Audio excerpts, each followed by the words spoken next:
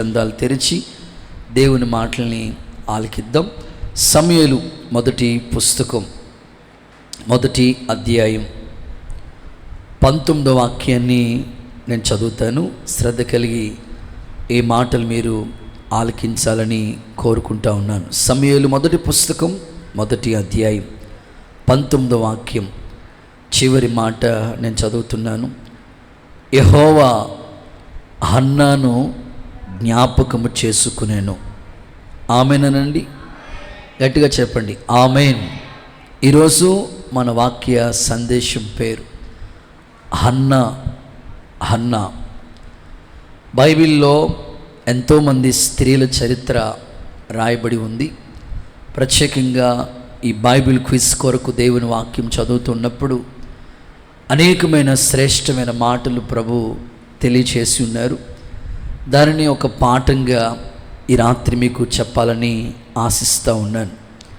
చాలామంది ఆత్మీయ జీవితంలో ఎన్నో శ్రమల గుండా వారు నడిపించబడుతూ ఉన్నారు. హన్నా జీవితాన్ని చూస్తే ఆమె జీవితం అంతా కూడా శ్రమల గుండానే, బాధతోనే, కన్నీళ్లతోనే నడిపించబడుతూ వచ్చింది. తన భర్త ఎల్కానా మంచివాడే, కానీ భార్య తన జీవితంలో ఎదురైన శ్రమను బట్టి దుఃఖంతో, కన్నీళ్ల మధ్యలో తన జీవితాన్ని కొనసాగించబడుతూ వచ్చింది. ఎప్పుడైతే ఆ సహోదరి తన భర్త ఏటేటా దేవుని మందిరానికి వెళ్ళి ఆ పండుగలో ఆనందించి సంతోషిస్తూ ఉండేవారు. అయితే తమకి పిల్లలు లేరనే బాధ ఎప్పుడు కూడా వేధిస్తూనే ఉండేది. ఈరోజు కూడా మీ ఆత్మీయ జీవితంలో ఎంతోమంది జీవితాల్లో పిల్లలు లేని బాధ, అది ఎంతో వేదనకి గురి చేస్తూ ఉంటుంది. ఒక మాటలో చెప్పాలంటే కొంతమందికి ఉండే బాధలు చాలా విచిత్రంగా ఉంటాయి. పెళ్ళవలేదని బాధపడేవాళ్ళు కొందరు, మరికొంతమందిని చూస్తుంటుంటే పెళ్ళైనా పిల్లలు లేరని బాధపడేవాళ్ళు కొందరు, మరికొంతమందిని చూస్తూ ఉంటుంటే పెళ్ళైన తర్వాత ఎక్కువ బాధలు తెచ్చుకున్న వాళ్ళ పరిస్థితిని చూసి బాధపడేవాళ్ళు కొందరు.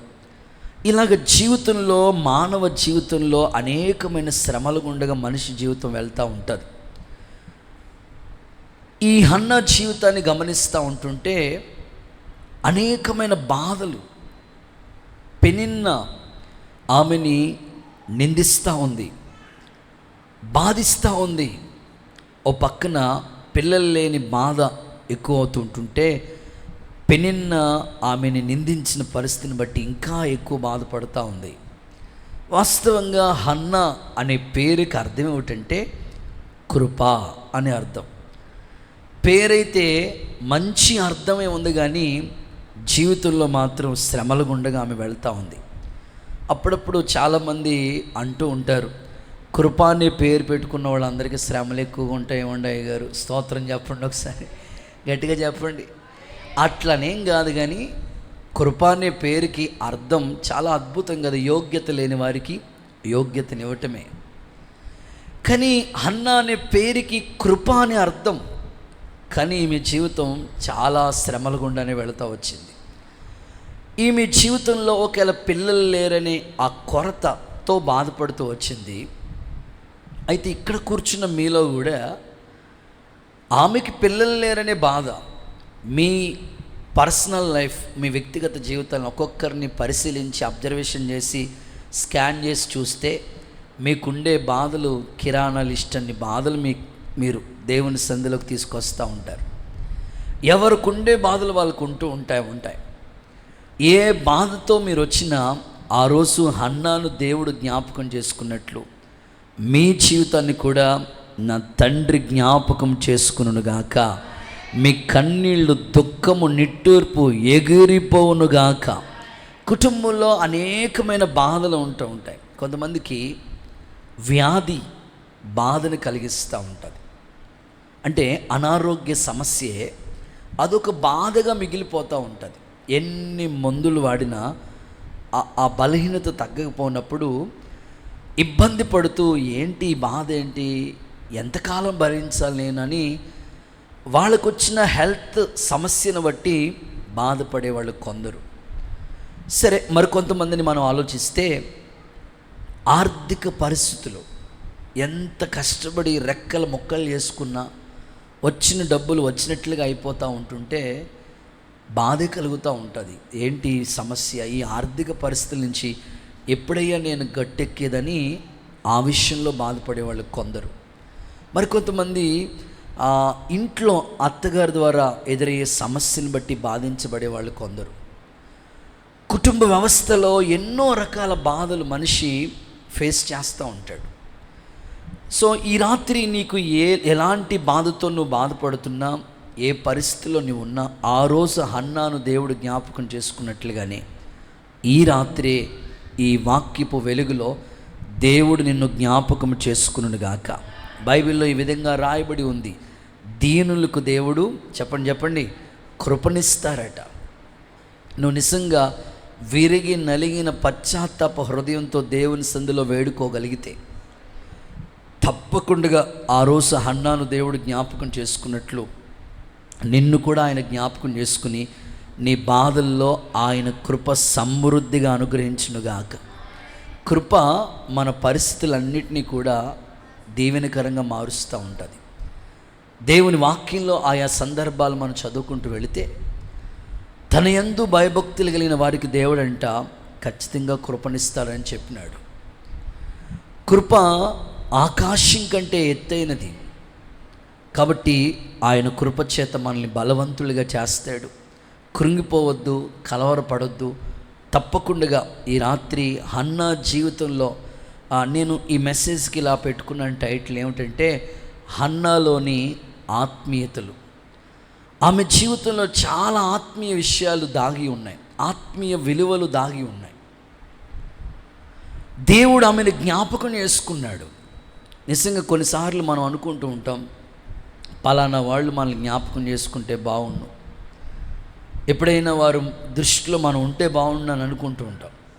కానీ నేనంటాను, దేవుడు జ్ఞాపకం చేసుకుంటే మన పరిస్థితి ఎంత బాధాకరంగా ఉన్నా, ఎంత ఇబ్బందికరమైన పరిస్థితులు గుండా మీరు వెళుతున్నా, ఆయనకి జ్ఞాపకం చేసుకుంటే మీ దుఃఖము నిట్టూర్పు ఎగిరిపోనట్లుగా చేస్తాడు.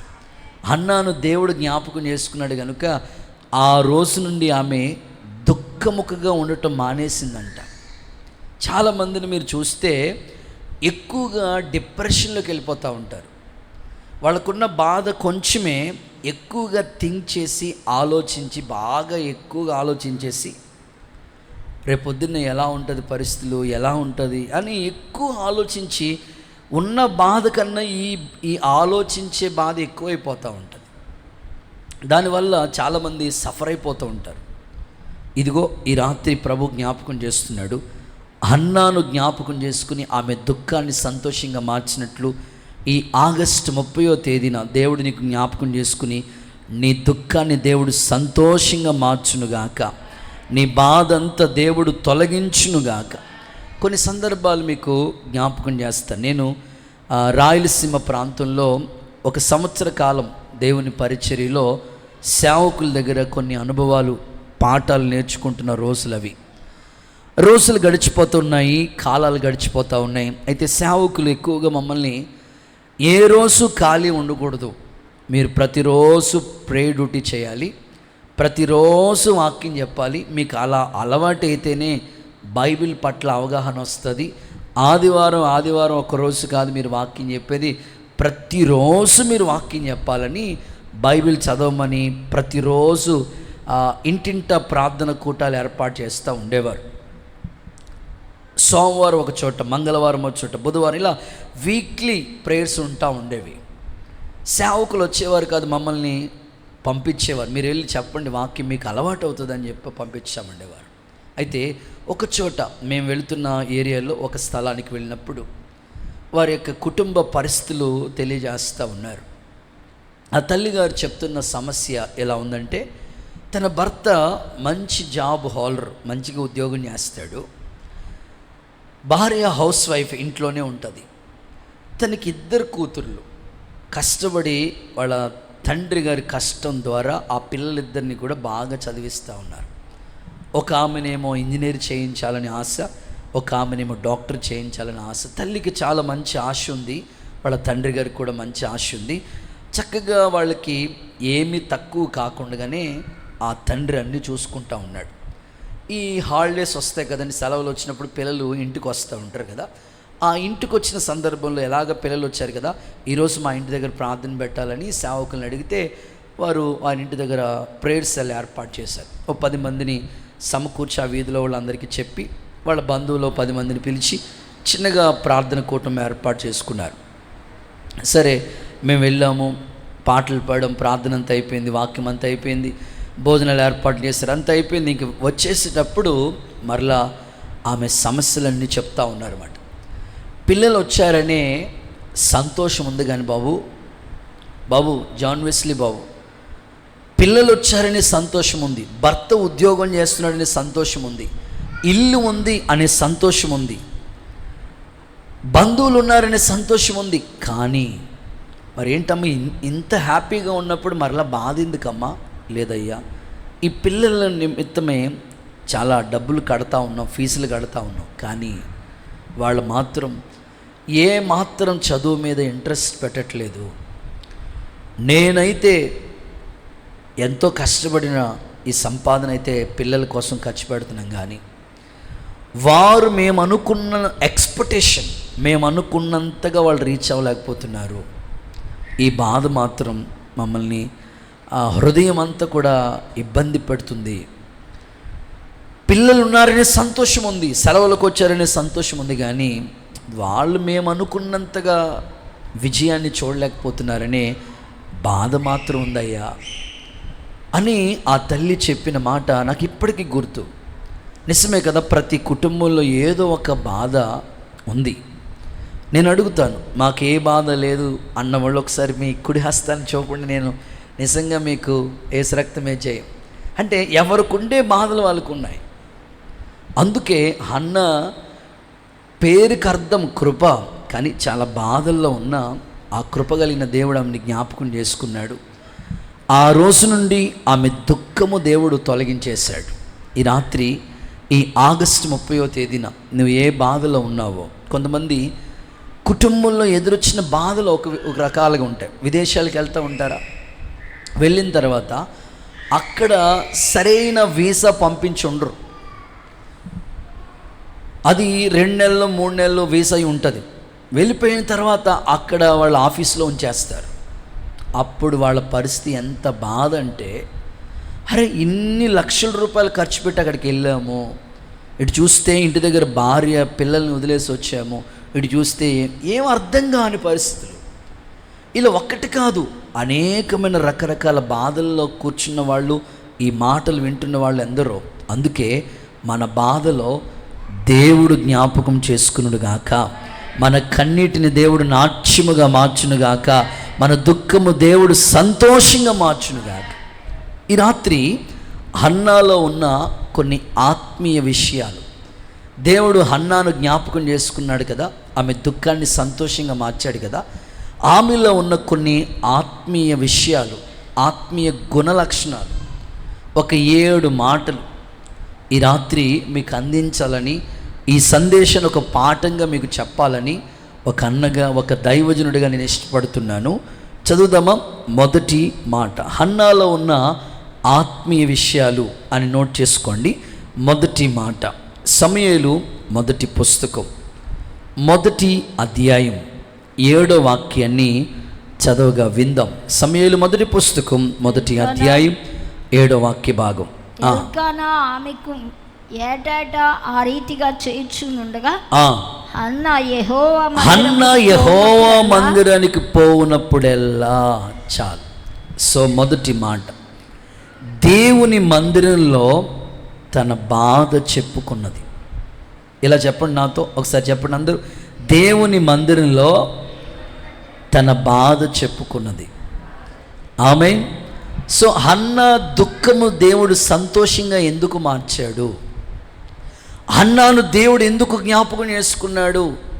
ఈ కోణంలో మనం ఆలోచిస్తే హన్నాలో అనేకమైన మంచి లక్షణాలు కనబడుతున్నాయి. అందులో ఒక 7 లక్షణాలు మీకు సెలెక్ట్ చేసి చెప్తున్నాను. అందులో ఫస్ట్ థింగ్ ఏంటంటే దేవుని మందిరంలో తన బాధ చెప్పుకుంది. ఈరోజు మీ కుటుంబంలో చాలా బాధలు ఉండొచ్చు. నేను అడుగుతున్నాను, ఈ మాట మీరు నోట్ చేసుకుని నా ముఖం చూస్తూ మీరు సమాధానం చెప్పాలి. మీ బాధ ఎక్కడ చెప్పుకుంటున్నారు? అన్న దుఃఖం సంతోషంగా మారటానికి గల కారణాలు ఏంటంటే ఆమె బాధ చెప్పుకోవలసిన చోట చెప్పుకుంది. అందుకే సమస్యకి పరిష్కారం దొరికింది. ప్రతి ఒక్కరికి బాధ ఉంటుంది. ఎవరితో చెప్పుకున్నా మన బాధ ఎక్కువ అవుతుందేమో కానీ, ఒకవేళ వాళ్ళ నవ్వులు పాలు చేయొచ్చేమో కానీ, నువ్వు నిజంగా చెప్పుకోవలసిన చోట చెప్పుకుంటే నీ దుఃఖాన్ని దేవుడు సంతోషంగా మార్చునుగాక. నాకు ఆ మాటే చాలా అద్భుతంగా నచ్చింది. చెప్పుకోవాల్సిన చోట చెప్పుకుందామే. చాలా సాధారణంగా స్త్రీలు కుటుంబాల్లో ఎన్నో బాధలు ఎదుర్కొంటుంటారు. అటు మారని భర్తను గురించి కావచ్చు, మాట వినని పిల్లల గురించి కావచ్చు, ఇంట్లో ఎదురవుతున్న ఆర్థిక పరిస్థితులను బట్టి కావచ్చు, ఫ్యామిలీ లైఫ్లో ఎన్నో ప్రతికూలమైన పరిస్థితులు మీ కన్నులు ఎదుటున్నప్పుడు మీరు చెప్పుకోవలసిన చోటు ఉంది. ఒకటి ఉంది, ఆ చోటే దేవుని మందిరం. భక్తుడు దావీదులా అంటాడు తన కీర్తనలు, ఏమంటాడంటే నాకు కలిగిన బాధలన్నీ కూడా యెహోవా సన్నిధి చాటును నేను చెప్పుకున్నాను అన్నాడు. అంటే మనకి కలిగిన ప్రతి బాధ దేవుని సన్నిధిలోకి వచ్చి చెప్పుకుంటే వెంటనే పర్వతం లాంటి సమస్యలు మైనం వలె దేవుడు కరిగించబోతున్నాడు. అది ఎంతటి ఎత్తైన సమస్య కావచ్చు, కానీ నువ్వు చెప్పుకోవలసిన చోట్ల దగ్గరికి రాకపోతే, అక్కడికి చెప్పకపోతే సమస్యకు పరిష్కారం రాదు. అన్న ఇంత బాధ కలుగుతున్నా, ఇంత వేదనతో ఉన్నా రావలసిన చోటకి వచ్చింది. మంచి ప్లేస్ డిసైడ్ చేసుకుంది. సిలోహులోకి వచ్చింది, దేవుని మందిరంలోకి వచ్చింది. అందుకే మనకి బాధ కలిగినప్పుడు దేవుని సన్నిధే మీకు గుర్తు రావాలి. నువ్వు ఏ బాధలో ఉన్నా దేవుని సన్నిధిలోనికే రావాలి. చూద్దాం, నేను చెప్పిన మాట ఒకసారి చదివిస్తాను. 142వ కీర్తన 2వ వాక్యం. 142వ కీర్తన 2వ వాక్యం. బహు వినయముగా ఆయన సన్నిధి నేను మొరపెట్టు. 142:2. ఓకే, బహు వినయముగా ఆయన సన్నిధిలో నేను మొరపెట్టుకుంటున్నాను. ఆ మాట అందరూ నాతో చెప్పండి. నాకు కలిగిన బాధ. అయ్యో, అందరూ చెప్పాలి. నాకు కలిగిన బాధ ఆయన సన్నిధిలో తెలియ చెప్పుకుంటున్నాను. ఆమేన్. మరి ఈ రాత్రి మీరు ఇక్కడికి వచ్చారు, వచ్చినట్టుగా వెళ్ళిపోతే ఎట్లా? మీకు కలిగిన బాధ చెప్పాలి. ఈ మాట అంటున్న ఆయన మనలాగా సామాన్యమైన వ్యక్తి కాదు, మహారాజు దావీదు. ఏంది రాజుగారికి ఏం బాధయ్య గారు? మరి అదే కడుపును పుట్టిన పిల్లలు, తండ్రిని కాళ్ళకి చెప్పులు కూడా లేకుండా అడవికి పంపించేశారు. ఇలా కూడా ఉంటుంది అయ్య గారు? మరి ఉంటుంది, మరి పరిస్థితులు అలా ఉన్నాయి.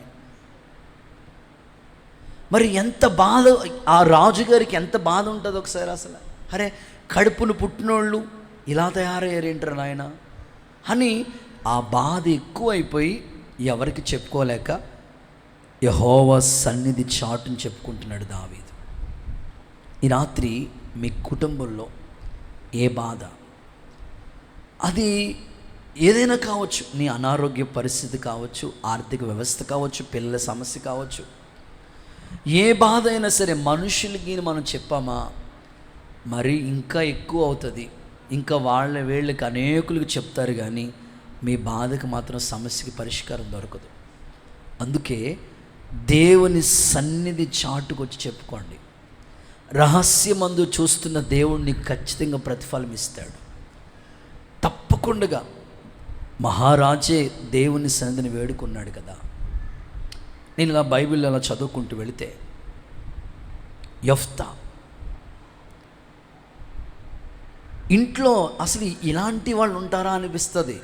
యెఫ్తా గురించి చదివితే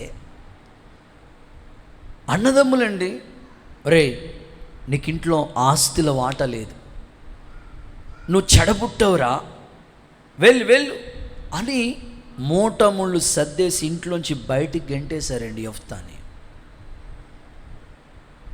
అలాంటి సమయంలో యెఫ్తా ఎవరికి చెప్పుకున్నాడు తెలుసా? మిస్పాలో యెహోవా సన్నిధిలో తన బాధంతా చెప్పుకున్నాడంట. అందుకే నాకు ఈ మాటలు చదువుతున్నప్పుడు అన్నాలో ఈ లక్షణాలు సంఘానికి అవసరము అని నా ఆత్మలో ప్రేరేపణ కలిగి ఈ మాటలు మీకు చెప్తున్నాను. మనకి ఏ బాధ వచ్చిన వెంటనే మన స్నేహితులు చెప్పేసుకుంటాం, ఏ బాధ వచ్చిన వెంటనే ఎవరో ఒకరు చెప్పేసుకోవాలి. కానీ నేను అంటాను, సమస్యకు పరిష్కారం దొరకదు. దేవుని సన్నిధిలో నీళ్లు కుమ్మరించినట్లుగా దేవుని పాదాల దగ్గర కన్నీళ్లతో వేడుకో, నీ సమస్యకి నిజంగానే సమాధానం దొరుకుతుంది. చూద్దాం న్యాయాధిపతుల పుస్తకం 11:11. కాబట్టి యెఫ్తా గిలాదు పెద్దలతో కూడా పోయినప్పుడు జనులు తనని ప్రధానిగాను అధిపతిగాను అప్పుడు యెఫ్తా మిస్పాలో యెహోవా సన్నిధిని, ఆ మాట చదవండి, తన సంగతి అంతా చెప్పాను, వినిపించాను. అంత చెప్పాడా, కొంత చెప్పాడా? అంత. నేనంటాను, మనుషులకి అంతా చెప్పవుతున్నావేమో, ఇదిగో దేవుని సన్నిధిలోకి వచ్చి అంతా చెప్పుకో. నీ బాధకు విముక్తి వచ్చేస్తుంది, నీ సమస్యకి రిజల్ట్ వచ్చేస్తుంది. నేను కూడా ఒక సేవకుడిగా సేవలో అనేకమైన పోరాటాలు మాకు ఎదురవుతూ ఉంటాయి. సంగతులన్నీ దేవునికే చెప్పుకోవాలి. అలాగే చెప్పుకుంటా ప్రతిరోజు దేవుని సన్నిధిలో విజ్ఞాపన చేస్తూ ఉన్నాం. రహస్యమందు చూస్తున్న దేవునితో చెప్పుకుంటున్నాం. త్వరగా ప్రతి సమస్యకి దేవుడు పరిష్కారం ఇస్తాడు. యేసు నామములో కృప అనుగ్రహించబడునుగాక. కొంచెం గట్టిగా ఆమెనందమా. ఆ మధ్యకాలంలో ఒక తల్లి కొత్తగా వివాహమై అత్తవారింటికి వెళ్ళింది.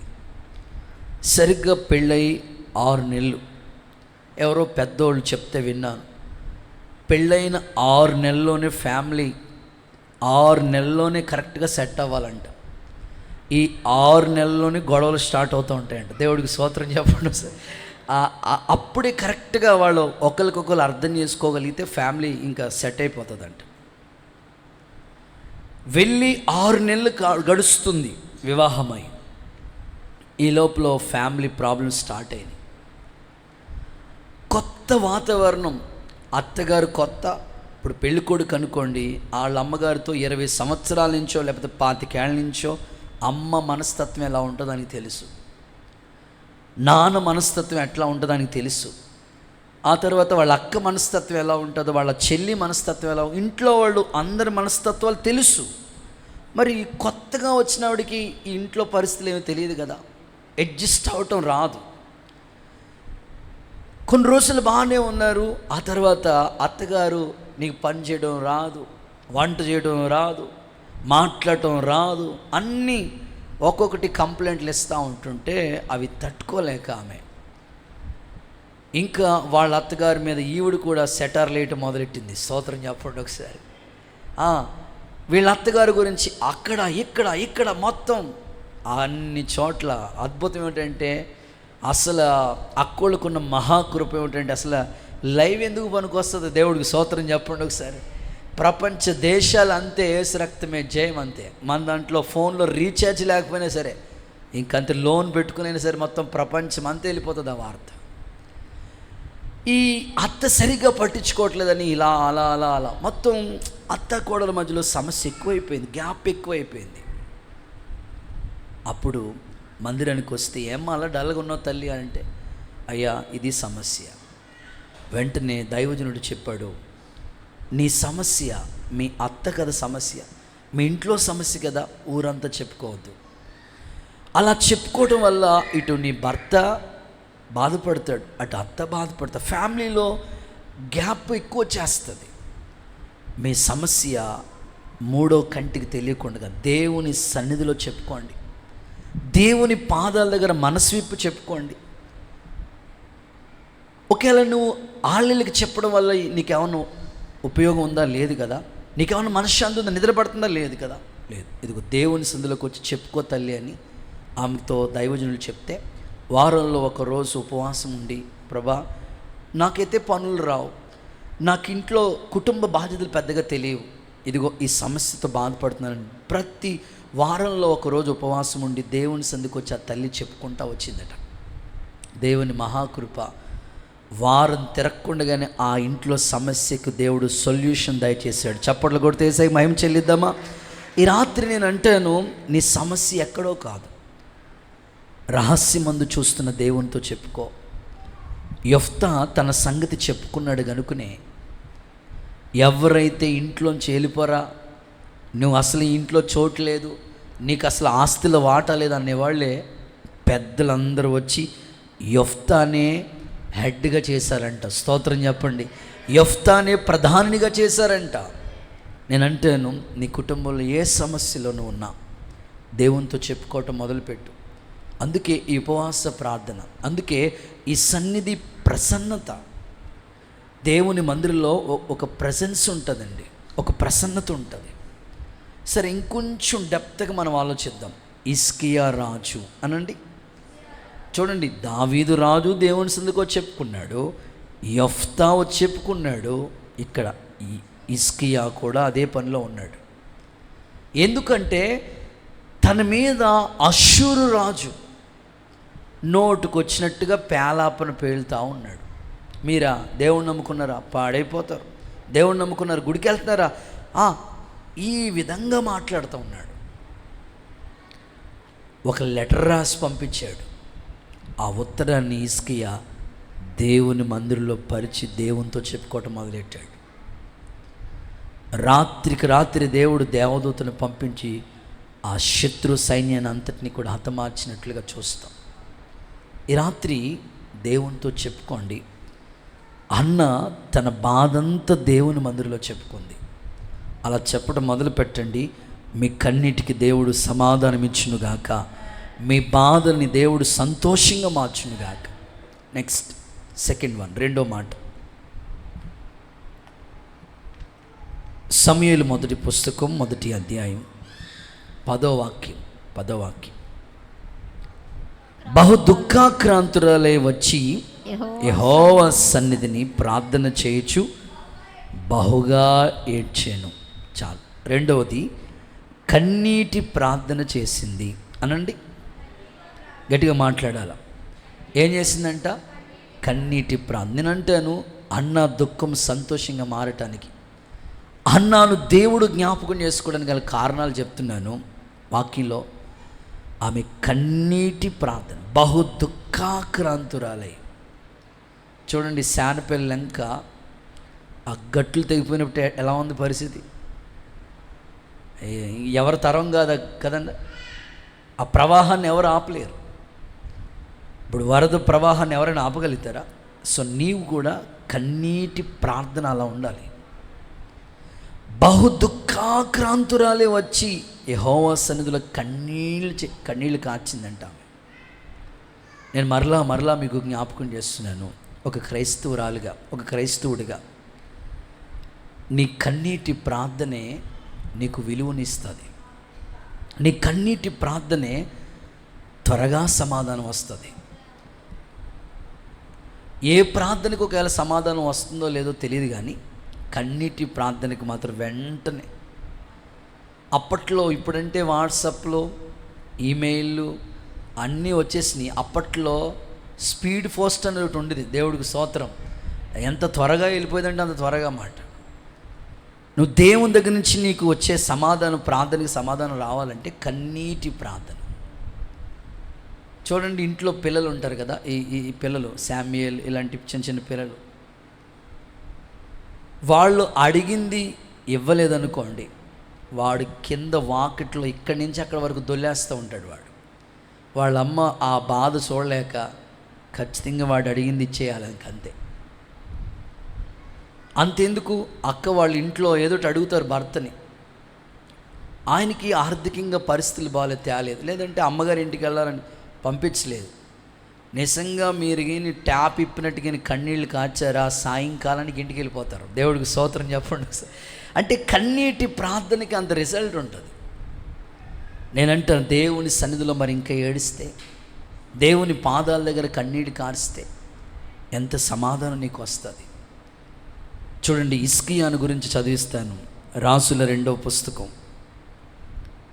20వ అధ్యాయం 5వ వాక్యం చూడండి ఒకసారి. హిజ్కియా, రాసుల 2వ పుస్తకం 20వ అధ్యాయం 5వ వచనం. హిజ్కియా, నీవు కన్నీళ్లు విడిచెట్టు నేను చూసి తిని నీ ప్రార్థన నేను అంగీకరించాను. చాలు, నీవు కన్నీళ్లు విడిచుట నేను చూశాను. అంటే దేవుడు మన కన్నీటి ప్రార్థన చూస్తాడు. బైబిల్ ఇలా రాస్తుంది, నీ కన్నీళ్ళు నా కవిలలో కనబడుతున్నాయి. అంటే ఒక పుస్తకం ఉందంటే దేవుని దగ్గర, కవిల అని ఫుట్ నోట్లో బుక్ అని రాశారు పుస్తకం. దేవుడు మన కన్నీటిని అంతటిని కూడా రాస్తాడు. నువ్వు ఎంతసేపు దేవుని పాద సన్నిధిలో వ్యక్తిగతంగా కన్నీళ్ళతో ప్రార్థన చేసుకున్నావో. సాధారణంగా అక్కోళ్ళు కన్నీళ్ళు ప్రార్థన చేస్తారు, కానీ పురుషులకి నాకు తెలిసినంత మట్టుకి మా మగ మహారాజులకి కన్నీటి ప్రార్థన చాలా కష్టం. వాళ్ళు గుండెని రాయేసుకుని ఎంత బాధ అయినా సరే వాళ్ళే బాధపడతారు, కానీ ఇంకెవరికి చెప్పుకోరు. కన్నీటి ప్రార్థన చాలా తక్కువ. కానీ బైబిల్లో కన్నీళ్ళు కాచిన వాళ్ళందరూ కూడా స్త్రీల కంటే పురుషులు ఎక్కువ మంది ఉన్నారు. హిజ్కియా కన్నీళ్లు ప్రార్థన చేశాడు. యాకోబు కన్నీటి ప్రార్థన చేశాడు. బైబిల్ ఇలా ఉంది కదా, రేయి మొదలు జాము లేచి నీ పసిపిల్లల ప్రాణం కొరకు కన్నీళ్లతో దివారాత్రు దేవుని సందులో నీళ్లు కొమ్మరించినట్లుగా ప్రార్థన చేయమని చెప్పాడు. మీ ఇంట్లో పరిస్థితుల ప్రభావం చాలా ఎక్కువగా ఉంది. అగస్టిన్ అనే ఒక వ్యక్తి ఉన్నాడు. ఆ సహోదరుడు గురించి వాళ్ళ అమ్మ 1 సంవత్సరం కాదు, 2 ఏళ్ళు కాదు, 3 ఏళ్ళు కాదు, 13 సంవత్సరాలు కన్నీళ్ళు కాచింది. మరి మీ ఇంట్లో, మరి ఈ తల్లిగారి ఇంట్లో కొడుకు ప్రాబ్లం, మరి మీ ఇంట్లో భర్త, మీ ఇంట్లో ఆడబడుసు, మీ ఇంట్లో అత్తగారు, మీ ఇంట్లో ఎవరో మారలేని వాళ్ళు ఎవరో ఉన్నారు కదా, మావయ్య ఎవరో ఒకరు. సో వాళ్ళ మార్పు కోసం నువ్వు ఏం చేయాలంటే, ఇదిగో కన్నీటితో దేవుని పాదాల దగ్గర ప్రార్థించగలగాలి. ఈ సహోదరి వాళ్ళ అమ్మగారు ఆ కొడుకు మార్పు కోసం 13 సంవత్సరాల కన్నీళ్ళు కాచిందంట. ఏంది పరిస్థితి? అగస్టిన్ పరిస్థితి ఏంటంటే, ఇంట్లో పనామితో ప్రేమలో పడ్డాడంట. అరే ఏందిరా నువ్వు ఇటు తయారయ్యావని ఎన్ని చెప్పినా వినేవాడు కాదంట. ఇంకా చెప్పి విసుకొచ్చేసి ఇంక చెప్పకుండా మానేసి ప్రభువుకు చెప్పడం మొదలుపెట్టింది. మీ ఇంట్లో కూడా మాట వింటలేదా? చెప్పి మీకు విసుకొచ్చేసిందా? ఇంక వాళ్ళతో చెప్పొద్దు, దేవునితో చెప్పండి. ఎప్పుడైతే మీరు దేవునితో చెప్పడం మొదలు పెడతారో ఆటోమేటిక్గా పరిస్థితులను దేవుడు కదిలిస్తాడు. ఈ అగస్టిన్ కొరకు వాళ్ళ అమ్మ 13 సంవత్సరాలు కన్నీళ్లు ప్రార్థన చేస్తే ఈ అగస్టిన్ ఎలా మారిపోయాడంటే పరిశుద్ధుడైన అగస్టిన్గా మారిపోయాడు. ఆయన గురించి చరిత్రలో, ఆయన లైఫ్ స్టోరీలో ఈ విధంగా రాయబడింది ఏంటంటే, మా అమ్మ కన్నీటి ప్రవాహంలో నేను కొట్టుకుని ప్రభు సన్నిధికి వచ్చేసాను అని చెప్తాడు ఆయన. చప్పట్లు కొడతారు ఒకసారి యేసయ్యకి మహిమ. సో మరి మీ పిల్లలు మరి దేవుని సన్నిధికి రావట్లేదు కదా, మీ కుటుంబంలో ఇంకా మార్పు చెందలేని వారు ఉన్నారు కదా, మీ కన్నీటి ప్రవాహంలో వాళ్ళు కొట్టుకుని వచ్చేసేయాలి. బైబిల్లో యోబు ఏమంటాడు తెలుసా? జలము రాళ్ళని అరగదీస్తుంది అన్నాడు. అంటే నీ కన్నీటి ప్రార్థన ఎంత కఠిన హృదయుడైనా, వీళ్ళు ఇంక మారరు అన్ను ముద్ర వేసిన నీ కన్నీటి ప్రార్థన ఖచ్చితంగా వాళ్ళని దేవుని దగ్గర తీసుకొస్తుంది. కొట్టుకుని వాళ్ళు ప్రభు దగ్గరకు వచ్చేస్తారంతే. దేవుని సేవకుడిగా నా ప్రార్థన, మీ ఇంట్లో ఇంకా మార్పు చెందవలసిన వాళ్ళు చాలామంది ఉన్నారు. వారి నిమిత్తమే ఈ రోజు నుంచే కన్నీటి ప్రార్థన మొదలెట్టండి. తప్పకుండా మిమ్మల్ని ఒక సాక్షిగా దేవుడు వాడుకునుగాక.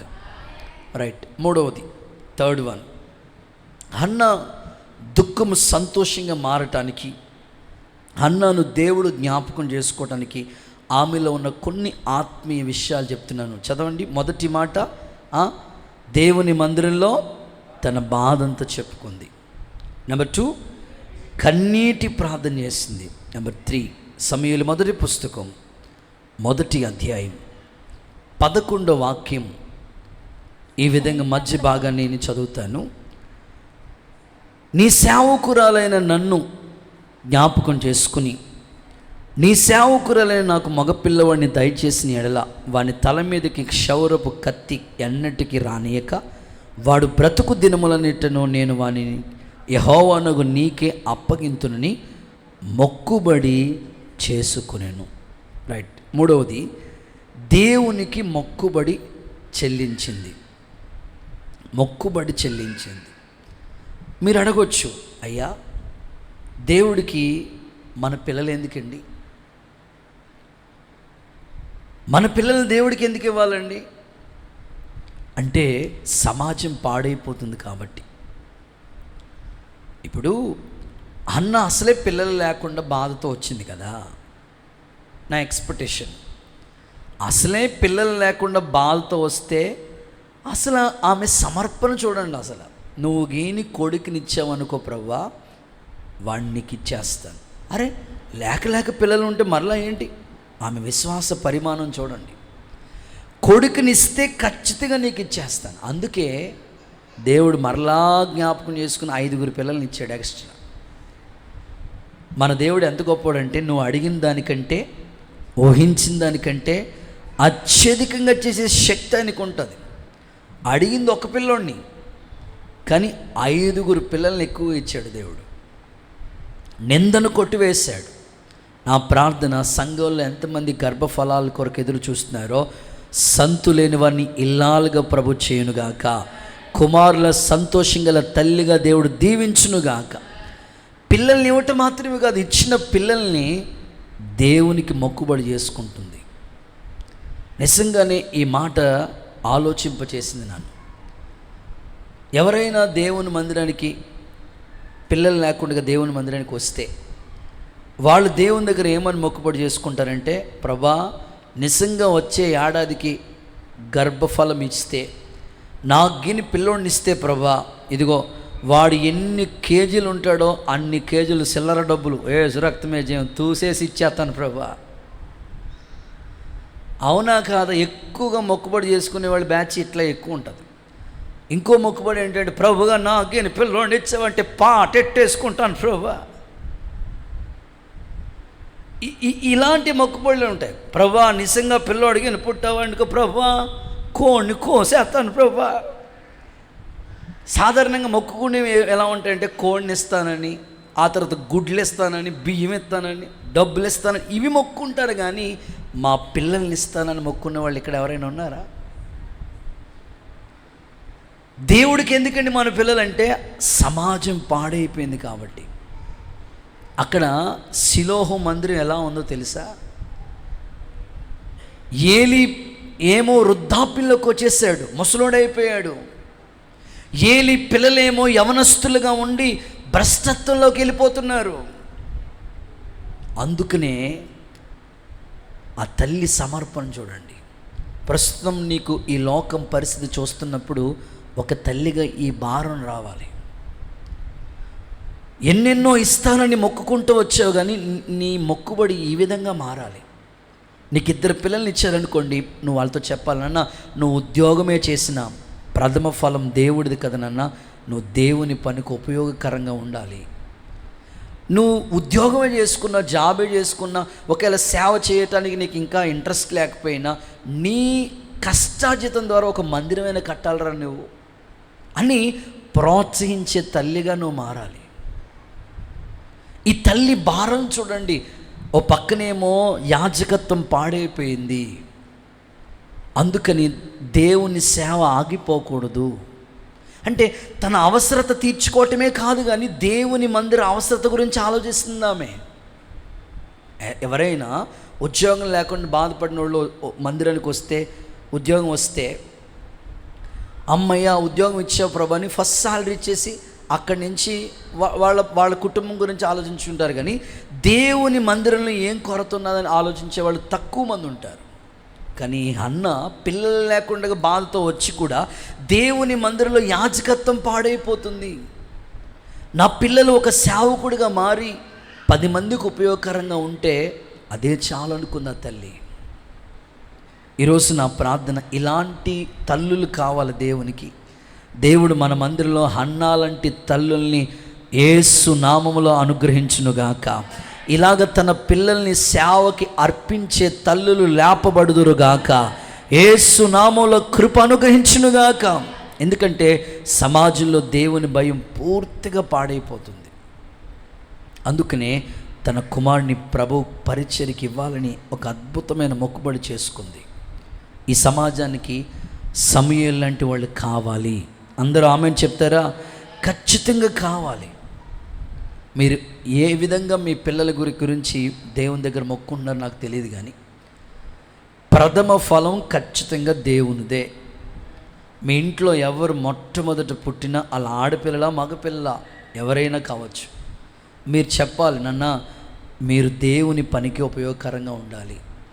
కనీసం మీరు సేవ చేయటానికి ఆ అవకాశం లేదా, కనీసం సేవకి సపోర్ట్గా ఉండండి చాలు అని ఒక తల్లిగా నువ్వు నీ పిల్లల్ని ఆ విధంగా నడిపించగలిగితే, దేవుని సందులో హన్నా లాంటి తల్లులు మన మందిరంలో ఉంటే ఎంతో అద్భుతమైన పరిచర్య జరుగుతుంది. ప్రభు అలాంటి కృప మీకు అనుగ్రహించబడునుగాక. చూడండి, వాక్యంలో చదివిస్తాను. 116వ కీర్తన 19వ వాక్యం చూడండి. 116వ కీర్తన 19వ వాక్యం. 116:19. యెరూషలేమా నీ మధ్యన నేను యెహోవాకు నా మొక్కుబడులు చెల్లించదను. యెరూషలేమా నీ మధ్య నేను యెహోవాకు నా మొక్కుబడి చెల్లిస్తాను. ఓకే, ఈరోజు యెరూషలేము అని పిలువబడుతున్న సంఘంలో నీ మొక్కుబడి మరి ఏది మొక్కుకున్నావో నా ఆశ, ఒక తల్లిగా నీ మొక్కుబడి ఎలా ఉండాలి? నీ పిల్లల్ని దేవుని పని కొరకు పెంచగలిగితే చాలు. ఒకవేళ డబ్బుల వస్తువుల ఇవన్నీ కొంతకాలమే తాత్కాలికంగా ఉంటాయి, కానీ పిల్లల వాళ్ళ జీవితాంతం దేవుని పని చేస్తారు, వాళ్ళు దేవుని కాడి మోస్తారు. కాబట్టి మీ పిల్లల్ని ఆ విధంగా పెంచడానికి తీర్మానంలోకి రావాలి. ఈ మధ్యకాలంలోనే ఒక తండ్రి నాతో సాక్ష్యం ఇచ్చారు. అప్పటికి ఇంకా వాళ్ళకి జాబ్ రాలేదు, వివాహం అయింది అంతే. చదువుకుని ఉన్నారు, భార్యకు ఉద్యోగం వచ్చింది, హాస్పిటల్లో నర్సుగా గవర్నమెంట్ జాబ్ వచ్చింది. తర్వాత కన్సీవ్ అయ్యారు, ఇంకా డెలివరీకి తీసుకెళ్తా ఉన్నారు. సేవకులు చెప్పారట, ఇదిగో నీకు 2 మగపిల్లలు పుడతారు, ఆ 2 పిల్లలు నువ్వు ఎంత చదివించినా, ఏ స్థాయికి వాళ్ళు వెళ్ళిపోయినా, వాళ్ళు మాత్రం దేవుని సేవే చేయాలి.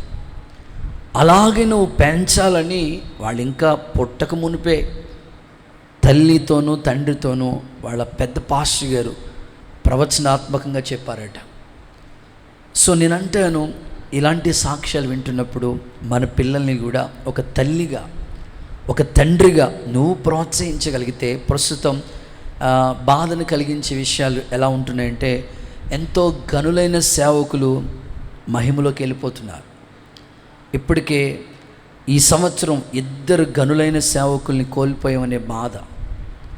ఓ పక్కన పగడాల ప్రవీణ్ గారు, మరో ప్రక్కన ప్రకాష్ గారు, 2 చక్కని సేవకులు. వాళ్ళు ఆంధ్ర రాష్ట్రానికి ఓ బలమైన సువార్తను అందించిన సేవకులు, క్రైస్తవ విరోధులతో ధైర్యంగా వాదించి నిలబడిన సేవకులు. ప్రస్తుతం అనేక స్థలాలకు మేము వెళుతున్నప్పుడు సేవలన్నీ కూడా పూర్తిగా డ్రై అయిపోతున్నాయి. మరలా ఉద్యమం రావాలంటే ఒక హన్నా లాంటి తల్లిగా నీకే ఆ భారం రావాలి. ప్రభువా, నా పిల్లలు నీ కాడి మోయాలయ్యా, తండ్రి వారి భుజాల మీద మందసు ఉండాలయ్యా. ఏమండి, పాడి ఆవులు, పాలు తాగే ఆవులే తల్లిని విడిచిపెట్టవు కదా, పాలు తాగే ఆ ఆవులు ఆ తల్లిని విడిచిపెట్టి వాళ్ళ భుజాల మీద మందసాన్ని ఎత్తుకుని మోసుకుని వెళ్తున్నాయంటే ఆ పాడి ఆవులకున్న భారం మనకు రావట్లేదు. ఈరోజు ఒక తండ్రిగా, ఒక తల్లిగా మీరు ఆలోచించండి. సమాజంలో పూర్తిగా లోక ఆచారంలోకి వెళ్ళిపోతున్నాం. ఈ చివరి దినాల్లో మన పిల్లలే మందసాన్ని మోయగలిగితే, అబ్రహాము ఇంట 318 మంది ఉన్నారు యుద్ధం చేయటానికి. శత్రువుతో పోరాడి దేవుని రాజ్య మార్గాన్ని అనేకులకి బోధించడానికి దేవుడు మీ పిల్లల్ని అద్భుతమైన సేవా పరిచయలో సహకారులుగా వాడుకునుగాక. ఇలాంటి మొక్కుబడి చేసే హన్నా లాంటి తల్లులు దేవుని మందిరంలో సమకూర్చబడుదురుగాక. గుడ్. 4వ మాట, 4th వన్, హన్నాలో ఉన్న మరొక లక్షణం. 1 సమూయేలు 1వ అధ్యాయం 5వ వాక్యాన్ని చదువుదాం. 5వ వాక్యం, హన్నా తనకు ప్రియమైనదిగా ఉన్నందున ఆమెకు 2 పాలు ఇస్తూ వచ్చెను. చాలు. 4వది, భర్తకు ప్రియమైన భార్యగా ఉన్నది. ఒకసారి అందరూ ఆమెను చెప్పండి. అందుకే హన్నాలో ఎన్ని మంచి లక్షణాలు ఉన్నాయి కనుకనే ఈ వర్తమానాన్ని మీకు బోధిస్తూ ఉన్నాను. అటు దేవుని పనికి ఉపయోగకరంగా ఉంది, అట్ ద సేమ్ టైం కట్టుకున్న భర్తకి ప్రియమైన భార్యగా ఉంది.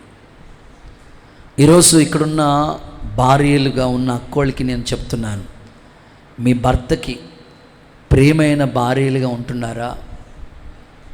హన్నా తన భర్త దృష్టిలో ఎలా ఉందంటే ప్రియమైన భార్యగా పిలువబడుతుంది. చాలామంది భర్తలు కంప్లైంట్లు ఇస్తూ ఉంటారు అక్కోళ్ళ మీద. దేవుడికి స్తోత్రం చెప్పండి, గట్టిగా చెప్పండి అమ్మా. నేనంటాను, మీ మీద ఎవ్వరు కంప్లైంట్లు ఇవ్వకూడదు.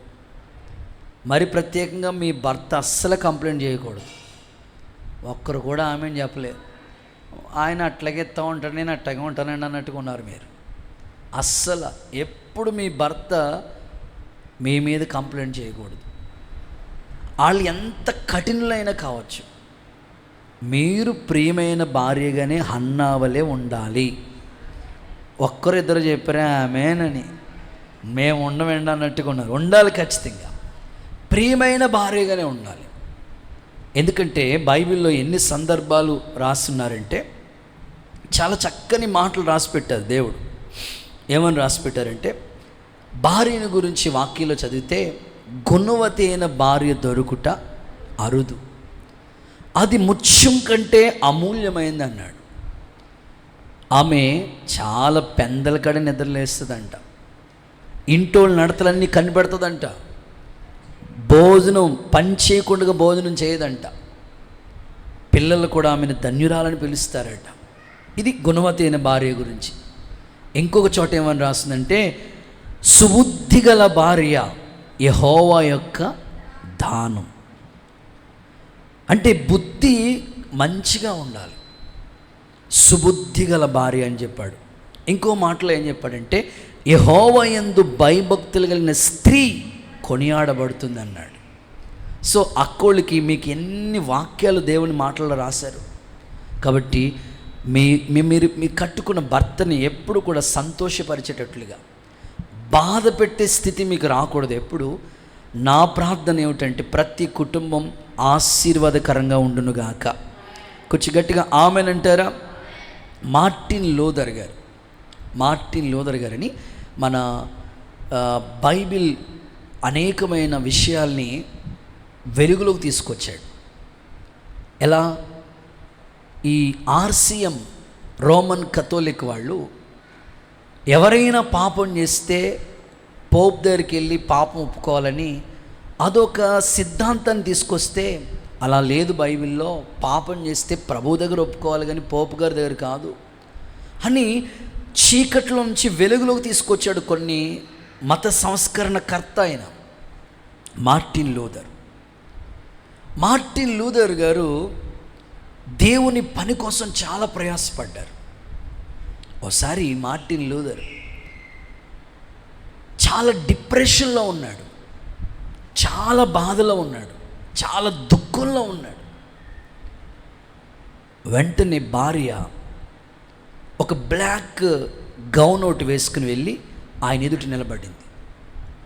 ఎప్పుడైతే బ్లాక్ గౌన్ చూశాడో ఆయన వెంటనే కంగారు పడదు. ఎవరు చచ్చిపోయారు అంటే దేవుడు చనిపోయాడు అని.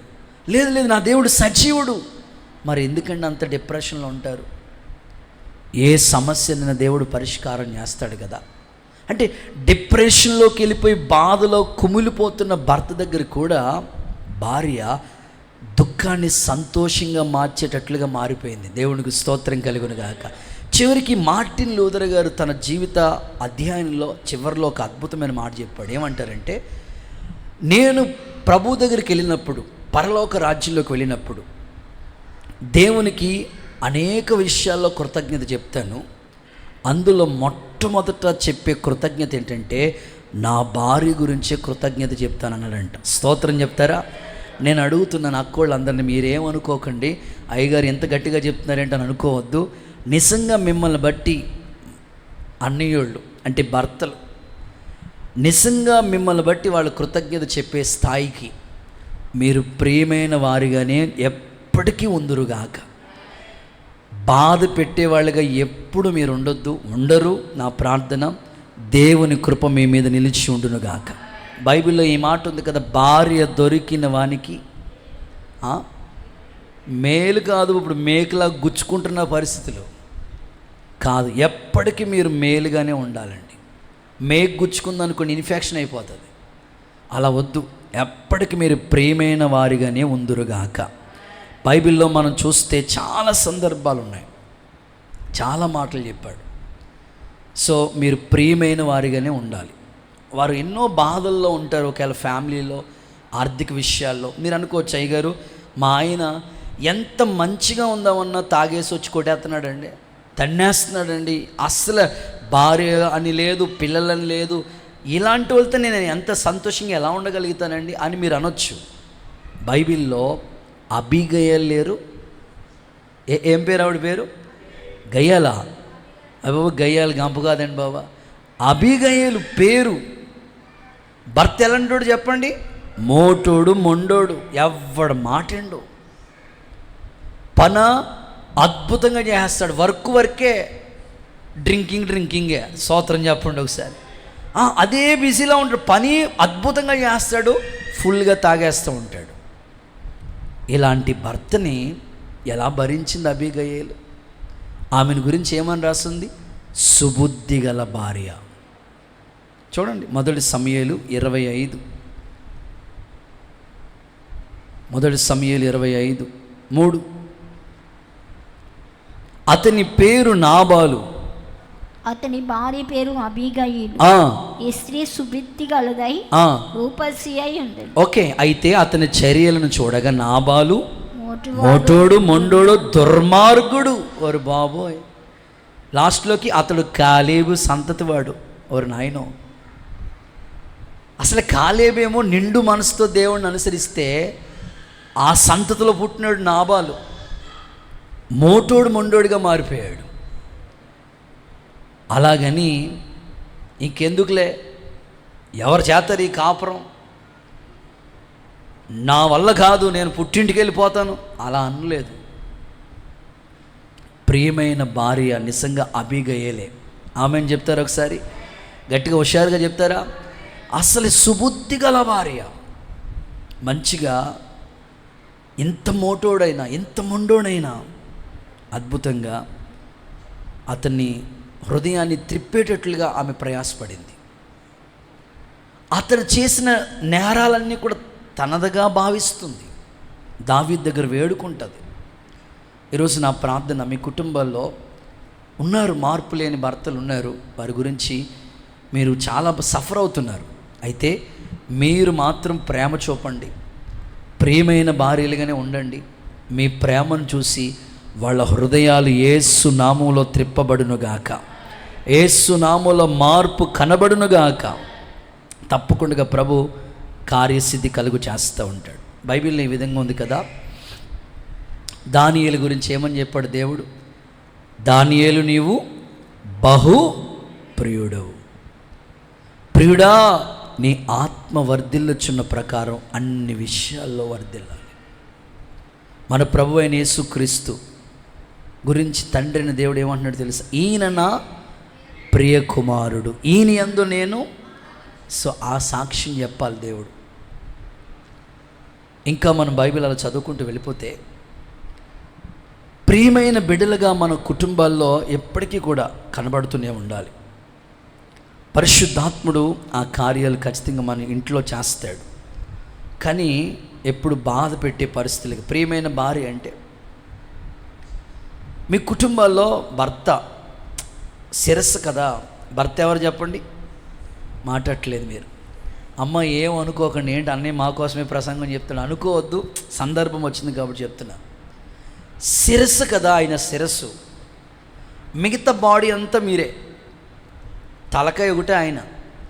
ఇప్పుడు నేను అంటాను, తలకాయ ఎటు చెప్తే అటు వెళ్తామా, కాళ్ళు ఎటు నడితే వెళ్ళిపోతామా? ముందు మనం ఇక్కడి నుంచి ఎర్రవంతుని దగ్గరికి వెళ్ళాలి. ఆలోచన ఎక్కడి నుంచి వస్తుంది? కాళ్ళలోంచి వస్తుందా, తలకాయలోంచి వస్తుందా? అది మాట. అంటే భర్త నీకు శిరస్సు కాబట్టి ఆయన ఆలోచనలో ఖచ్చితంగా సంఘానికి శిరస్సు ప్రభువే. ఆయన ఆలోచనలో మనం నడిపించబడాలి. అప్పుడు మనం ప్రియమైన వారిగా మారుతూ ఉంటాం. ఆయన వద్దు అన్నడా? వద్దు అంతే. సో ఎందుకు వద్దు? ఎదిరించి అలా చేస్తే కుటుంబం కట్టబడదు. బైబిల్ ఏమని రాసిందంటే, భర్తకి వాక్యం తెలియకుండానే, వాక్యం ఏమీ తెలియదు అయినా మీ ప్రవర్తన చూసి వాళ్ళు వచ్చేస్తారంట. అందుకని నా ప్రార్థన, మీరు ప్రియమైన భార్యలుగా ఉండండి. ఈ హన్న భర్తకి అలాగే ఉంది. అందుకే ఆయన అంటాడు, 10 మంది పిల్లల కంటే నువ్వే నాకు ఎక్కువ అంటాడు. సాధారణంగా పిల్లలు లేని భార్య మీద భర్తకి ప్రేమ తగ్గిపోవాలి, కానీ అలా లేడు ఆయన. పిల్లలు లేకపోయినా పర్లేదు కానీ నువ్వు ఉన్నా కదా చాలు అన్నట్టుగా మాట్లాడుతున్నాడు. నా ప్రార్థన, ప్రతి కుటుంబం ఈ ప్రేమ అనురాగాలు కలిగి, ఫ్యామిలీస్లో గొడవలు లేకుండా ఒకరికొకరు అర్థం చేసుకుని. ఎందుకంటే నేను ఎంత ఖచ్చితంగా ఎందుకు చెప్తానంటే, భార్యాభర్తలు మీరు అసమాధానంగా ఉండి ఒకరికొకరికి ఏమాత్రం ఎడమొకాలు పెట్టుకుని ఉంటే సఫర్ అయ్యేది ఎవరో తెలుసా? మీ పిల్లలే. మీ పిల్లలు చూస్తూ ఉంటారు, మా అమ్మ మా నాన్నకి పడదో, ఇంకా వాళ్ళ మైండ్లో అలా ఫిక్స్ అయిపోతుంది. కొంతమంది భార్యలు ఎంత మంచోళ్ళు ఉంటారంటే అంత మంచోళ్ళు ఉంటారు. ఇంకా బాధ పెట్టేవాళ్ళు ఉంటారంటే, ఈ మధ్యలో ఎవరో చెప్తా వచ్చి, అన్నయ్య 12 అయినా నిద్ర లేవదు అన్నయ్య, నేనే వంట చేస్తాను అన్నయ్య, మరి ఏసు రక్తమే చేయమన్నయ్య. ఎంత ప్రియమైన భార్య. నేను ఆశిస్తున్నాను మీ కుటుంబాలు అలా ఉండకూడదు. భర్తకి ప్రియమైన భార్యగానే మీ కుటుంబాన్ని కట్టుకోండి. పరిశుద్ధాత్ముడు మిమ్మల్ని స్థిరపరచునుగాక. కొంచెం గట్టిగా ఆమెన్. రైట్. 5వ మాట, హన్నాలో ఉన్న 5వ మాట, సమూయేలు మొదటి పుస్తకం 1వ అధ్యాయం 28వ వాక్యం. 1:28. కాబట్టి నేను ఆ బిడ్డను యెహోవాకు ప్రతిష్ఠించుచున్నాను, తాను బ్రతుకు దినములన్నిటిను వాడు యెహోవాకు ప్రతిష్ఠితుడని చెప్పాను. అప్పుడు వాడు యెహోవాకు అక్కడే మొక్కాను. ఏమండి, ఆ మాట నిజంగా నన్ను ఆలోచింపజేసింది. అప్పుడు వాడు అక్కడే మొక్కాను. ఎలా? ఇప్పుడు చిన్న పిల్లలు ఉన్నారు కదా, పిల్లల్ని తీసుకొచ్చారు కదా, వాడిని ప్రార్థన చేయమంటే ప్రార్థన చేస్తాడు. ఆడికి వచ్చా పాటలు పాడరు, ఆరాధన చేయి బాబు చేస్తాడా? కానీ ఆ పిల్లోడిని దేవుని మందిరంలోకి ఇచ్చేయాలనుకున్నది తీసుకెళ్ళి అక్కడ ప్రతిష్ఠుడని అప్పగిస్తే అక్కడే మొక్కాడంట వాడు. అంటే బాధ్యత కలిగిన తల్లి ఆమె చెప్పండి. ఆ బాధ్యతగా పెంచింది. ఆ పిల్లోడికి వెంటనే అలా మొక్కాడంటే నేను అంటాను, ట్రైనింగ్ అంతా వాళ్ళ అమ్మదే. సో 5వ మాట ఏంటంటే, బాధ్యతగా పెంచిన తల్లి. నోట్ చేయండి, బాధ్యతగా పెంచిన తల్లి. అక్కడే మోకాళ్ళు వేసాడంట వాడు. నా ప్రార్థన, ఈరోజు ప్రతి మందిరాల్లో ఉన్న హన్నా లాంటి తల్లులు మీ పిల్లల మీద బాధ్యత కలిగిన తల్లులుగా మీరు ఉండాలి. పిల్లలు లేరని ఒక బాధ ఎక్కువైంది, పిల్లోడిని ఇచ్చాడు దేవుడు. మరి ఇచ్చిన పిల్లల్ని వాళ్ళు మంచి ఫ్యూచర్ కలిగిన స్థాయిలోకి ఎదగాలంటే నీదే బాధ్యత. తండ్రి అంటారా, పొద్దున పనిలోకి వెళ్తాడు, ఉద్యోగానికి వెళ్తాడు, సాయంకాలానికి వస్తాడు. ఎక్కువ శాతం తల్లి పిల్లల మధ్యలోనే ఎక్కువ బంధం ఉంటుంది. ఇంకా చెప్పుకోవాలంటే ఎక్కువ రిలేషన్షిప్ తల్లితోనే ఉంటుంది పిల్లలకి. ఇంకా చెప్పుకోవాలంటే అమ్మ పార్టీ ఉంటారు పిల్లలందరూ. స్తోత్రం చెప్పండి ఒకసారి. డాడీ పార్టీ ఏముండరు, అమ్మ పార్టీయే ఎక్కువ శాతం. అయితే మరి అంటున్నాను, మరి నీ ప్రభావం పిల్లల మీద పనిచేస్తుంది. 90% తల్లి ప్రభావం పిల్లల మీద ఉంటుంది. 10% లోకం ప్రభావం మన మీద ఉంటుంది. ఎందుకంటే నేను ఇప్పటికీ కూడా చాలా అనుభవాలు చూశాను కాబట్టి చెప్తున్నాను. సంఘంలో చాలామంది పిల్లల్ని అబ్జర్వేషన్ చేస్తూ ఉంటారు. చదువుకునే పిల్లలు ఉంటారు, సంస్కారం కలిగి గౌరవించే పిల్లలు ఉంటారు, ఏ స్థాయికి వెళ్ళినా వాళ్ళ స్థితి మర్చిపోలేని పిల్లలు ఉంటారు. కొంతమంది రెక్లెస్గా ఉన్న పిల్లలను కూడా చూశాను నేను. పైకి చాలా భక్తి కలిగిన వాళ్ళుగా ఉండి దాని శక్తిని ఆశ్రయించలేని పిల్లలను కూడా చూశాను. ఎందుకు ఈ పిల్లలు ఇలా మధ్యలో ఇలా అయిపోతున్నారంటే ప్రభావం అంతా తల్లిది. ఏ సందేహం లేదు. ఇక వాక్య ఆధారంతో చెప్తున్నాను, ప్రభావం అంతా తల్లిది. అందుకే బాధ్యత కలిగిన తల్లిలుగా మీరు ఉండండి. పరిశుద్ధాత్ముడు యేసు నామములో మిమ్మల్ని దర్శించునుగాక. మీరు కానీ ఇప్పుడు పిల్లల విషయంలో బాధ్యత తీసుకోకపోతే వాళ్ళు పెద్ద అయిన తర్వాత ఇబ్బంది పెట్టే పరిస్థితులు చూస్తున్నాం కదా ఇప్పుడు మనం. అందుకే ఇప్పుడే బాధ్యత కలిగిన తల్లులుగా మీరు మార్చబడుదురుగాక. చూద్దాం గట్టిగా ఒకసారి ఆమెనండి. సొలొమోను గురించి వాళ్ళ అమ్మ చెప్తున్న పాఠం చూడండి. సామెతల గ్రంథం 31వ అధ్యాయం 1 నుంచి 3 వాక్యాలు చూడండి. 1 నుంచి 3 వాక్యాలు చదవండి పర్లేదు. రాజైన లెమూయేలు మాటలు. అతని తల్లి అతనికి ఉపదేశించిన దేవోక్తి. నా కుమారుడా, నేను కన్న కుమారుడా నేనేమందును, నేను మ్రొక్కుకున్న పెంచిన కుమారుడా ఏమందును.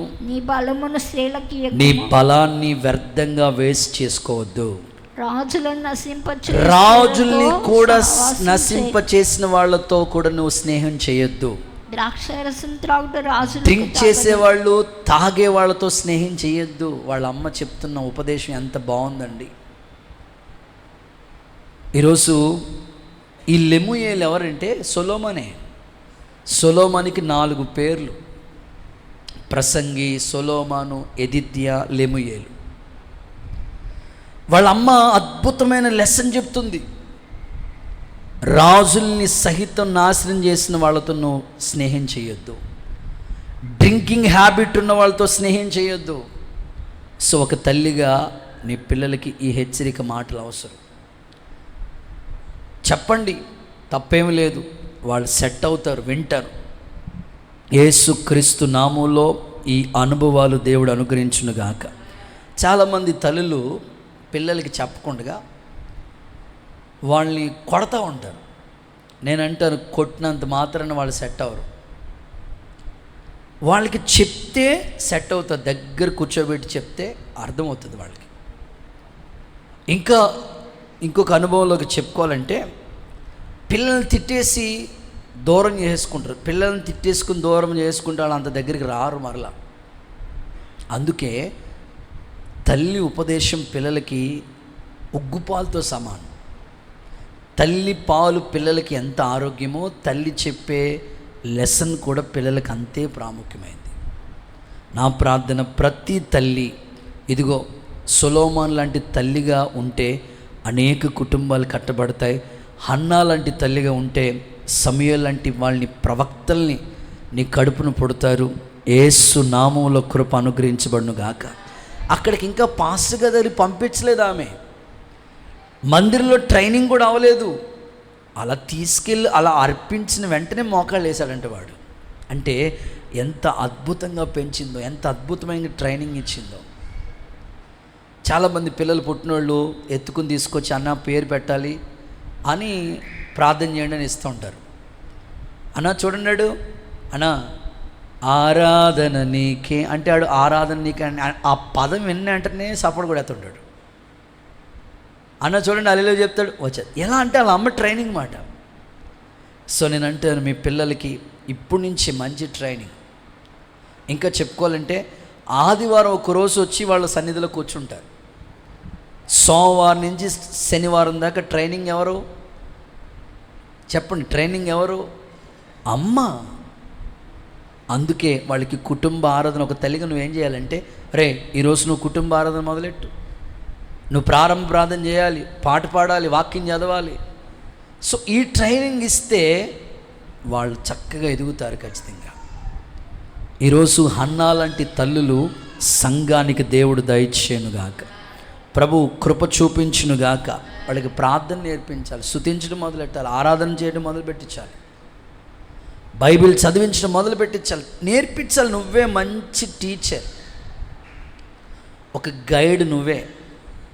ఖచ్చితంగా దేవుడు కృప మీ మీద ఉండునుగాక. రైట్. ఇక 6-7 మాటలు జస్ట్ రెఫరెన్స్లు ఇచ్చేసి ముగిచ్చేస్తాను, టైం అయిపోతుంది. 6వ మాట, సమూయేలు మొదటి పుస్తకం 2వ అధ్యాయం మొట్టమొదటి వాక్యం. మరియు హన్నా విజ్ఞాపన చేసి ఇలా నేను, నా హృదయం యెహోవా యందు సంతోషించుచున్నది. చాలు ఆమేనంటారు ఒకసారి. 6వది, దేవుణ్ణి బట్టి సంతోషించింది. మీ పక్కలతో చెప్పండి ఈ మాట, దేవుణ్ణి బట్టి సంతోషించానండి. అలా కాదండి, నాకున్న షేర్లను బట్టి, నాకున్న ఉద్యోగాన్ని బట్టి, నాకున్న ఆస్తి అంతస్తు ఇవి కాదు. నీవు దేవుణ్ణి బట్టి సంతోషించాలి. అన్న తనకున్న పిల్లల్ని బట్టి కాదు, తన భర్తని బట్టి కాదు, తన స్థితిని బట్టి కాదు, అన్నీ ఇచ్చిన దేవుణ్ణి బట్టి సంతోషిస్తూ వచ్చింది. ఆమేన్. ప్రస్తుతం లోకంలో వాళ్ళకున్న స్థితిని బట్టి సంతోషిస్తున్నారు. కానీ దేవుని పిల్లలు ఎప్పుడు కూడా మనకు కలిగి ఉన్నది ఏది కూడా ఆయన లేకుండా ఏమీ లేదు. నరుని ఆత్మ యెహోవా పెట్టిన దీపం. అందుకనే ప్రతిదీ, ఉద్యోగమా దేవుని కృప, జీవనాధారమా దేవుని కృప, పిల్లల దేవుని కృప, అన్నీ దేవుణ్ణి ముందు పెట్టుకోండి, దేవుణ్ణి బట్టే సంతోషించండి, దేవుని కృప మీ మీద ఉండునుగాక. రైట్. ఆఖరి మాట 7వది, సమూయేలు మొదటి పుస్తకం 1వ అధ్యాయం 13 నుంచి 15 వరకు మీరు నోట్ చేసుకోండి, చదవద్దు, నేను చెప్పేస్తాను. 1 సమూయేలు 1వ అధ్యాయం 13 నుంచి 15 వరకు నోట్ చేసుకుంటే, దైవజనుడికి విధేయత చూపించిన స్త్రీ. దైవజనుడికి విధేయత ఎందుకయ్యా నేను చెప్తాను. ఓకే, సందర్భం ఏంటంటే, ఆమె మందిరానికి వెళ్ళి మనస్సు విప్పి ప్రార్థన చేసుకుంటుంది. పెదాలు మాత్రం కదలలేదు, మనస్సులోనే ప్రార్థన చేసుకుంటుంది. ఏలీ గారు ఏమన్నారంటే, తాగేసి వచ్చావా అన్నాడు. ఆమె రివర్స్లో, నేను ఎవరినో తెలుసా, ఏంటని అంటున్నావు అనాలి. అస్సలు ఆమె అంటున్న మాటలు ఎలా ఉన్నాయంటే, అయ్యా నేను నా బాధ చెప్పుకోవటానికి వచ్చాను అయ్యా, నేను పొద్దున్నే తాగేసి రాలేదు మందిరానికి. సాధారణంగా ఏదైనా ఒక మాట దైవజనులు మనం హెచ్చరించాడు అనుకోండి, గద్దించాడు అనుకోండి, ఇక వారం రోజులు ఆయన ముఖం చూడాలనిపించదు మనకి. పాస్టర్ గారికి వందనాలు కూడా చెప్పకుండా వెళ్ళిపోవాలనిపిస్తుంది మనకి. కానీ హన్నా అలా కాదు, అంత గద్దించిన విధేయత చూపిస్తూనే ఉంది. నేను అంటాను, దైవజనుడి గద్దింపు మనకి తైలాభిషేకం. ఆమెను చెప్పండి. సో ఇలాంటి తల్లులు కావాలి సంఘానికి. గద్దించే వాళ్ళు ఉండాలి, మనల్ని హెచ్చరించి సరిచేసే వాళ్ళు తండ్రులు ఉండాలి. అందుకనే మన ఆత్మీయ జీవితాలు కట్టబడతాయి. పరిశుద్ధాత్మ ప్రేరేపణతో ఈ మాటలు మీకు చెప్తున్నాను. హన్నాను దేవుడు జ్ఞాపకం చేసుకున్నాడు. హన్నా దుఃఖం దేవుడు సంతోషంగా మార్చాడు. హన్నాలో ఉన్న 7 ఆత్మీయ విషయాలు మీ ముందు పెట్టాను, రాసుకున్నారు. రాసుకున్న ప్రతి మాట మీరు అప్లై చేయాలి. ఈ 7 మాటల్లో ఏ లోపం నీలో ఉందో నీ అంతరాత్మకు తెలుసు. ఖచ్చితంగా దేవుని దగ్గర నువ్వు ఒక తీర్మానానికి రాగలిగితే ప్రతి మందిరంలో ప్రతి స్త్రీ, ప్రతి కుటుంబంలో ప్రతి స్త్రీ హన్నా వలె ఉంటే ఆ మందిరం అనేకులకి ఆశీర్వాదకరంగా ఉంటుంది. సమూయేలు ఎంత దీవెనగా మారిపోయాడు తెలుసా? దాను మొదలుకుని బెయిర్షెబ వరకు ప్రవక్తగా స్థిరపడిపోయాడు. నీ పిల్లలు అలాంటి స్థాయిలోకి వచ్చుదురుగాక. దానికి మూల కారకురాలు తల్లిగా నీవే. పరిశుద్ధాత్ముడు ఈ మాటలన్నీ మన వినికిల్లో దీవెనగా మార్చునుగాక. నేను ముగిస్తున్నాను. ఒక్కసారి హన్నాలో ఉన్న 7 మాటలు చూడకుండా చెప్పండి. మొదటి మాట, మందిరంలో తన బాధ చెప్పుకున్నది. నెంబర్ 2, కన్నీటి ప్రార్థన చేసింది. నెంబర్ 3, మొక్కుబడి చెల్లించింది. నెంబర్ 4, ప్రియమైన భార్యగా ఉంది. నెంబర్ 5, బాధ్యత కలిగిన తల్లిగా ఉంది. నెంబర్ 6, దేవుణ్ణి బట్టి సంతోషించింది. నెంబర్ 7, విధేయత చూపించింది. ఈ మాటలు మీ గుండెల్లో ఎప్పటికీ ముద్ర వేసి అన్నాలాంటి తల్లులుగా మీరు మార్చబడుదురుగాక. ఆమేన్. అందరూ కూడా మోకరించండి, ప్రార్థన చేసుకుని